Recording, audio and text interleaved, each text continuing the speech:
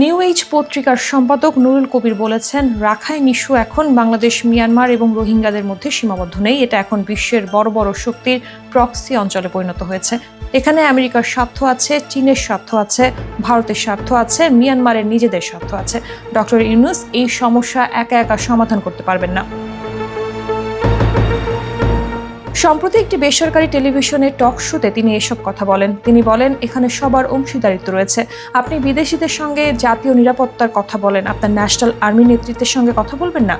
Security বলতে শুধু physical security বোঝায় না, কিন্তু সেটা একটা গুরুত্বপূর্ণ অংশ। তো কাল যদি সেখানে একটা যুদ্ধ তৈরি হয়, তাহলে আর্মিকেই তো যেতে হবে।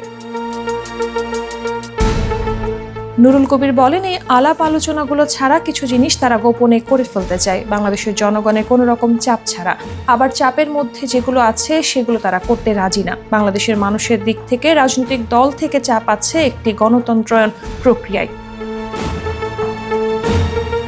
তিনি বলেন, সমাজের যারা চিন্তাশীল মানুষ, তাদের ভাবনার সঙ্গে সরকারের ভাবনার একটি সংঘাত তৈরি হচ্ছে। ফলে এই যে অস্থির অবস্থার মধ্যে যাচ্ছে, এই অস্থিরতা বাংলাদেশের ভবিষ্যতের জন্য ক্ষতিকর। সংশ্লিষ্ট সকল পক্ষগুলোকে যদি না বোঝে, তাহলে এই সরকার যাদের মানুষ ভালোবেসে প্রতিষ্ঠিত করেছিল, তারা অসম্মানিত হবে।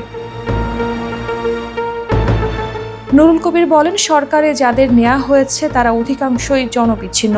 তারা রাজনীতি কিভাবে কাজ করে, আন্তর্জাতিক রাজনীতি কিভাবে কাজ করে জানে না। ফলে তারা যে তাদের পদ্ধতিতে সমস্যাগুলো সমাধান করতে পারবে না, এর বিপদটা হচ্ছে তারা অসম্মানিত হবেন। কেউ কেউ ইতোমধ্যে অসম্মানিত হচ্ছেন।